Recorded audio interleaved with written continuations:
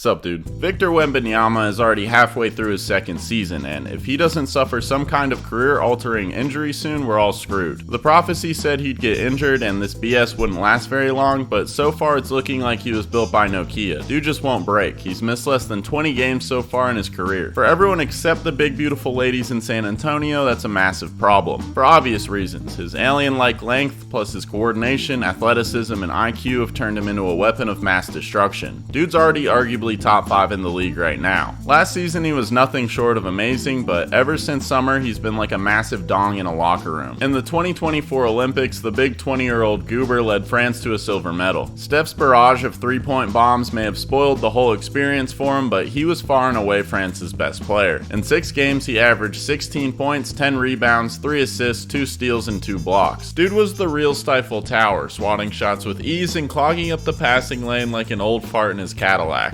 Offensively, he was a nightmare who could punish defenses in a variety of ways. If he wasn't cleaning up misses with effortless putbacks, he was bullying small defenders in the post, flicking in hooks, or fading away with that unguardable high release. Every now and then, he'd remind people of his alien-like talents. He'd step out and drain a big-ass 3, keeping the D on its toes. But what really made Homie stick out was how he impacted the game without even scoring. His mere presence in the paint had ball handlers second-guessing their layups, forcing them into awkward floaters and prayers off the glass. Still, for all his dominance, the final against Team USA was a cruel reminder that basketball is like diarrhea. It's a game of runs, and Steph Curry must have ate something bad. Wemby did everything he could, dropping 26 points and making life hell for the Americans inside, but when the fourth quarter rolled around, Curry took a flamethrower to France's dreams. 1 3, then another, and another. As the final buzzer sounded, Wemby walked off the court, head down, tears in his eyes, but he'd gotten a taste of what the biggest stage felt like, and he wasn't satisfied. He took his anger from the bitter end of the Olympics and let it fuel him for the 24-25 NBA season. At just 21 years old, he's going to win Defensive Player of the Year, and when he does, he'll become the youngest to ever win it. There isn't really anybody who can compete with him. Anthony Davis maybe, but Wemby's got a ton of inches on him, so it's kinda hard for the wet banana to be outdone. With averages of close to 4 blocks and a steal a night, Wemby can't be touched with a 10-foot pole. He's already 10th on the Spurs all-time block list with over 400, and let's not forget about his offense. His 3-ball has taken a massive leap. During his rookie year, he was attempting 5.5 threes a night, hitting 32% of them. Now he's chucking up 9, hitting 35%. As a matter of fact, his efficiency on all shots has gone up. He's hitting his free throws, middies, and layups at a much higher clip, albeit on slightly less attempts than last year. And the way he's getting those buckets, straight out of a video game. I'm talking the 2K created player you made when you were 12. There's no other dude as big as that fucker doing what he does. Pull up threes off the dribble, one-legged J's, step backs like he's 2018 Harden. Bro is the blueprint for the perfect basketball player. 2 years ago when I first saw him, I was in awe, and I still am. I wouldn't be surprised if back in the early 2000s, David Stern took a page out of the Chinese government's eugenics book and created this dude to carry the NBA. He's truly the most unique player ever. That uniqueness and the steps he's taken to improve have not only made him an all-star, they've also helped in the winning department. San Antonio hasn't played like a playoff or even a play-in team yet, but they're winning more games. As of right now, they have as many wins as they finished last season with, and there's still like 30 games left in the season. Now, with De'Aaron Fox in the mix, the Spurs finally have a legitimate co-star to take pressure off Wemby. Fox's speed and shot creation gives San Antonio a dynamic weapon they were sorely lacking, and his ability to collapse defenses makes life easier for everyone. Wemby doesn't have to force as many tough shots or create everything himself. Fox can get him easy buckets off pick and rolls and transition lobs. With those two playing together, it's only going to get worse for the rest of the league. Although the Jimmy High Roller prophecy said he'd break down, so far it's been very wrong. Wemby is built like one of those inflatable things outside car dealerships. He bends but just won't break. Fucker gotta be made out of rubber or something. San Antonio might not be championship contenders just yet, but they will be barring any front office foolishness or issues with the alien. He's gonna keep breaking records, and eventually it's going to be more than just a cute little story of a young phenom. It's gonna be like June 6th, 1944 on the beaches of Normandy for the entire league. Big thank you to the Goobers, Sheesh, MadeZO2, Bray Thompson, Nolan Fincher, Quinn Murphy, HTL, and Tippy Lou. Y'all are the goats. You can click here to watch my last video. It's about arguably the greatest college player ever. Thanks for watching this one. Hope you enjoyed. Bye, dude.